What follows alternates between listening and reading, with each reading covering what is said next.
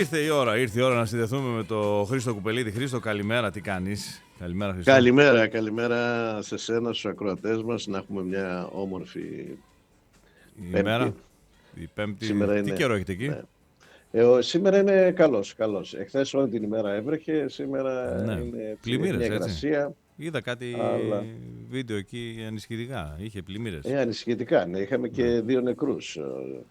Μάλιστα. Από τις πλημμύρες στην Γλυφάδα έγινε το μεγαλύτερο πρόβλημα που παρουσιάστηκε στην Γλυφάδα. Ναι. Εκεί και σε κάποιους άλλους δρόμους όπου πλημμύρισαν. Δεν είναι αυτό που λέμε. Μάλιστα. Έχουν μπαζωθεί ρέματα, τέτοια έχει και θέματα. Έχουν, καλά, ναι. Η Αθήνα έχει 108 ποτάμια και παραπόταμους. Και δεν υπάρχει κανένας. Δεν υπάρχει τίποτα. Έχουν εξαφανιστεί όλα. Από κάπου πρέπει να περάσει. Η δύναμη της φύσης είναι... η δύναμη της φύσης. Ύστερα λόγω της κλιματικής αλλαγής πλέον η βροχή, η οποία πέφτει πάρα πολύ σε πολύ μικρό χρονικό διάστημα. Αυτό είναι το ανησυχητικό. Μου έλεγε ένας φίλος κάτι που είναι χαρακτηριστικό. Αν τυχόν, λέει, κατεβεί χώμα μέσα στα φρεάτια, μετά δεν καθαρίζουν αυτά. Είναι πρόβλημα. Δηλαδή που λένε ότι δεν καθαρίζουν τα φρεάτια. Πώς θα τα καθαρίζεις? Αν κατεβεί από το βουνό τώρα χώμα, λάσπη και μπει μέσα, μετά πρέπει να τα σκάψεις. Ουσιαστικά μετά πρέπει να ξαναμπεί και να το ξαναφτιάξεις. Άρα είναι πολύ δύσκολο αυτό που συμβαίνει. Και ειδικά με τα δέντρα όλα αυτά που καίγονται γύρω-γύρω και σταματάει να φιλτράρει κάπως. Να φιλτράρει, να κρατάει λίγο το χώμα, είναι πρόβλημα. Φεύγει το χώμα όλο. Μάλιστα, στα υπόλοιπα. Στα άλλα να πάμε στον φίλο σου τον Τραμπ. Και φίλος μου, είπαμε, εντάξει. Εντός εισαγωγικών πάντα. Ναι, τι γίνεται, έχει ξεφύγει. Έχει ξεφύγει, νομίζω, εντάξει, είναι αυτό που λέγαμε και χθες. Λέει πολλά, κάνει λίγα, ελάχιστα κάνει, περισσότερο... Μέχρι στιγμής νόμιζα ότι πουλάει τρέλα για να πετυχαίνει πράγματα. Αλλά άρχισε να φεύγει από αυτό το κομμάτι. Αυτό που λέγαμε χθες ανακοίνωσε ότι τελικά δεν θα προχωρήσει σε επέμβαση στην Γροιλανδία και είπε ότι υπάρχει μια συμφωνία για τον Χρυσό Θόλο. Εχθές ανακαλύψαμε το Χρυσό Θόλο. Άλλο καινούριο τώρα αυτό, ναι. Καινούριο, το οποίο θα είναι μια αμυντική ασπίδα πάνω από την Αμερική, λέει, θα τη φτιάξει. Και θα πάρει μέρος και στην εξόρυξη του ορυκτού πλούτου. Μάλιστα. Στις επόμενες μέρες, λέει, θα ανακοινώσει τι σημαίνει αυτή η συμφωνία. Ναι. Και βέβαια πήρε πίσω τους δασμούς που θα έβαζε στην Ευρώπη από τις 1 Φεβρουαρίου. Μάλιστα. Νομίζω, Χρήστο, είναι μια καλή ευκαιρία τώρα με όλα αυτά που συμβαίνουν η Ευρώπη να είναι πιο συνενωμένη, πιο αυτό το λένε όλοι οι Ευρωπαίοι ηγέτες. Είναι ευκαιρία τώρα γιατί πρέπει η Ευρώπη να δείξει πραγματικά τι πρέπει να είναι και πώς πρέπει να είναι. Ακριβώς. Η Ευρώπη ποτέ δεν το είχε αυτό εδώ. Το λέγαμε και χθες. Ουσιαστικά εξυπηρετούν συμφέροντα συγκεκριμένων. Ακριβώς της Αμερικής ως επιτοπλίστων. Αυτή τη στιγμή διαχωρίζει τη θέση της η Αμερική. Μάλιστα. Οπότε πρέπει να προχωρήσει αυτόνομα η Ευρώπη στο να δημιουργήσει. Πιστεύω από την άλλη, νομίζω ότι είναι και καλό, γιατί δίνεται μια ευκαιρία στην Ευρώπη να δείξει το ανάστημά της και να λειτουργήσει ως πολιτικός και οικονομικός φορέας αυτόνομος. Μάλιστα, εχθές έκανε και μια δήλωση και ο Ισπανός Υπουργός Εξωτερικών που είπε ουσιαστικά πρέπει να δημιουργηθεί ένας ενιαίος ευρωπαϊκός στρατός. Τόσα χρόνια μόνο εμείς κρατάμε εδώ σύνορα. Ακριβώς. Και είναι προς την σωστή κατεύθυνση. Ο Τραμπ είναι αυτός που είναι, δεν ξέρουμε πόσο θα μείνει, αν λογικά θα τελειώσει την πενταετία και μετά αν δεν αλλάξει το Σύνταγμα δεν μπορεί να ξαναβγεί πρόεδρος. Δεν ξέρω αν ο επόμενος πρόεδρος θα συνεχίσει αυτή την... Εγώ νομίζω έχουν σταθερή πολιτική, όποιος και να είναι. Ναι, αυτό λέγαμε μέχρι τώρα, αλλά ο Τραμπ ήρθε και τα άλλαξε όλα. Ανέτρεψε όλα, ναι. Δηλαδή αυτό που γίνεται αυτές τις μέρες. Και βέβαια τώρα να το πούμε και αυτό, ότι φοβήθηκε χθες γενικά τα χρηματιστήρια. Το λέγαμε ότι έπεσαν με το που ανακοινώθηκε η συμφωνία. Χθες το χρηματιστήριο της Νέας Υόρκης ανέβηκε. Στην Ελλάδα είχαμε μια άνοδο και στην Ευρώπη επίσης.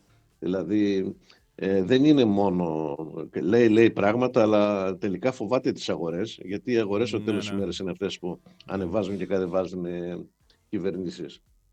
Άρα θα πρέπει να το δει και αυτό. Θα δούμε τι θα γίνει. Η αντέδρασε πάντως η Ευρώπη. Πολλοί δεν παρέστησαν στο γεύμα που παρέθησαν εκεί στον Νταβός. Η Λαγκάρτ σηκώθηκε κατά τη διάρκεια της ομιλίας και έφυγε από το γεύμα. Ακριβώς γιατί ουσιαστικά σε πολλά σημεία ήταν στα όρια του παραλόγου. Του παραλόγου, το να λέει πράγματα για την Ευρώπη, ότι δεν κάνει τίποτα η Ευρώπη, ότι μόνο εγώ κάνω. Και όλα τα σχετικά. Ήρθε η ώρα να κάνει όμως η Ευρώπη, από ό,τι φαίνεται. Ήρθε η ώρα γιατί και πρέπει να το εκμεταλλευτούμε αυτό και να οργανωθεί περισσότερο η Ευρώπη. Το έχουμε πει και άλλες φορές ότι πολλά από αυτά που λέει δεν έχει άδικο. Έτσι. Το θέμα είναι ο τρόπος που τα λέει, ο οποίος είναι. Ίσως είναι και καλός τρόπος να τον ακούσουν λίγο. Στα όρια του πεζοδρομίου. Ναι. Γιατί με τον άλλον τον τρόπο κάνουν τη δουλειά τους κάποιοι. Ναι, σίγουρα, αλλά εντάξει, τα πράγματα. Να δούμε τι εξέλιξη. Χθες είχαμε μια αρνητική εξέλιξη στην συμφωνία της Μερκοσούρ. Ναι, δεν πήγε καλά αυτό. Είδατε. Το άκουσα. Το Ευρωπαϊκό Κοινοβούλιο έβαλε φρένο στην συμφωνία. Μάλιστα. Που σημαίνει ότι θα πρέπει να εξεταστεί από το Ευρωπαϊκό Δικαστήριο. Ωραία. Ήταν μια πρόταση των αριστερών δυνάμεων του Ευρωκοινοβουλίου να παρεπευθεί στη δικαιοσύνη στο Ευρωπαϊκό Δικαστήριο και πέρασε με μια οριακή πλειοψηφία, 134 υπέρ, 124 κατά. Μάλιστα. Κατά της προσφυγής, και υπέρ της προσφυγής, και είχαμε και 11 αποχές. Αν θα θέλαμε να πούμε, για να ξέρει και ο κόσμος ποιοι ήταν οι λόγοι που παρέθεσαν οι συγκεκριμένοι ευρωβουλευτές, έχει να κάνει με περιβαλλοντολογικά ζητήματα. Σωστό και αυτό. Ότι η συμφωνία θα αποδυναμώσει τον Αμαζόνιο και δεν θα διασφαλίσει την πράσινη ανάπτυξη εκεί. Τον αθέμητο ανταγωνισμό, ότι διάφορα προϊόντα θα έρχονται με φθηνότερο τιμές, βόλιο, κρέας, ζάχαρη, πουλερικά. Και τέλος, και έχει να κάνει και με νομική βάση. Θα εξετάσει το Ευρωπαϊκό Δικαστήριο αν η Ευρωπαϊκή Επιτροπή μπορεί να εγκρίνει τέτοιου είδους συμφωνίες σε εμπορικού σκέλους. Σωστά. Και δεν πρέπει να περνάνε αυτές και μέσα από τα εθνικά κοινοβούλια. Μάλιστα. Είναι ένα ζήτημα. Άρα, αυτό σημαίνει ότι οι Γάλλοι αγρότες κάνανε δουλειά. Κοίταξε, οι Γάλλοι από εκεί ήταν η πίεση, αλλά ουσιαστικά έγινε μια συμμαχία, ανίαρη συμμαχία θα το έλεγα, των αριστερών και δεξιών δυνάμεων. Δηλαδή το Ευρωπαϊκό Λαϊκό Κόμμα, οι σοσιαλιστές και οι δημοκράτες ψήφισαν κατά της προσφυγής, και όλες οι άλλες οι δυνάμεις, οι οποίες βέβαια διασπάστηκαν από κάποια κόμματα, μεταξύ αυτών και οι Έλληνες. Οι Έλληνες σοσιαλιστές δεν ψήφισαν κατά, ψήφισαν υπέρ της προσφυγής, ενώ το Σοσιαλιστικό Κόμμα, το Ευρωπαϊκό, ψήφισε υπέρ. Ήταν ένα ζήτημα. Αυτό σημαίνει ότι τουλάχιστον θα καθυστερήσει η συμφωνία 18 με 24 μήνες, περίπου 2 χρόνια. Να δούμε πώς. Και αν πάρθει απόφαση ότι πρέπει να αλλάξουν κάποιοι όροι της συμφωνίας, μπορεί να πάμε και 3,5-4 χρόνια. Εγώ και αυτό το βλέπω ως ευκαιρία, με την έννοια ότι να δούμε γιατί καλλιέργειες θέλουμε εδώ, πώς να οργανωθούμε λίγο περισσότερο ίσως. Ναι. Το θέμα είναι να έχουμε και στο μυαλό μας αυτή τη συμφωνία που μπορεί να έρθει κάποια στιγμή. Ναι, το θέμα είναι ότι οι Ευρωπαίοι αγρότες ίσως δεν την έχουν, δεν καταλαβαίνουν, κατά τη γνώμη μου. Εγώ ήμουν υπέρ της συμφωνίας, την έχω διαβάσει. Δεν καταλάβαν ότι μπαίνουν σε μια αγορά πολύ μεγάλη, ήταν ευκαιρία. Υπήρχαν οι δικλείδες ασφαλείας και ειδικά για τα ελληνικά προϊόντα, για όλα τα ελληνικά προϊόντα. Τώρα από εκεί και πέρα δεν ξέρω. Είναι αυτός ο φόβος του καινούργιου, ο φόβος του ότι δεν θέλω να... Ας το ξαναδούμε και ας σχεδιάσουμε με... Ας το ξαναδούμε. Αυτή η καρκινοβατή, βέβαια, αυτή 25 χρόνια η συμφωνία. Σοβαρά. Ναι. Όταν οι πρώτες συνομιλίες ξεκίνησαν πριν από 25 χρόνια. Να φανταστείς. Μάλλον λοιπόν δεν θέλει και η ίδια να μάλλον δεν προχωρήσει. Λοιπόν. Ναι.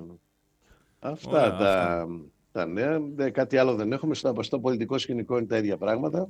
Ναι. Το Πασόκ ανακοίνωσε το συνέδριό του. Να το πούμε γι' αυτό. Θα γίνει 27 με 29 Μαρτίου. Ωραία. Εχθές είχαμε ακόμη μια καινούργια δημοσκόπηση. Η διαφορά πρώτο με δεύτερο κόμματος ξεπερνάει το 15%, νομίζω είναι κοντά στο 16%. Δεν φαίνεται. Αντί να κλείνει η ψαλίδα, μάλλον ανοίγει. Ναι. Δημοσκοπικά τουλάχιστον. Δεν ξέρω τώρα πώς θα εξελιχθεί στην πραγματική διαδικασία όταν θα γίνουν του χρόνου. Στις 7 Απριλίου, όπως το είπαμε. Μάλιστα. Να το σημειώσουν αυτό οι φίλοι. 7 Απριλίου. Okay. Άρα λοιπόν, κάτι άλλο δεν έχουμε. Να είμαστε καλά. Καλή συνέχεια. Καλή συνέχεια, καλημέρα. Καλημέρα και τα λέμε αύριο, τελευταία μέρα της εβδομάδας. Ναι, σήμερα θα κινηθούμε. Όχι ήσυχα τα πράγματα. Είναι ήρεμα. Τώρα λέει μπορεί να βρέξει προς το μεσημέρι. Διάβαζα το πρωί εδώ στην μετεωρολογική υπηρεσία. Να δούμε. Ωραία.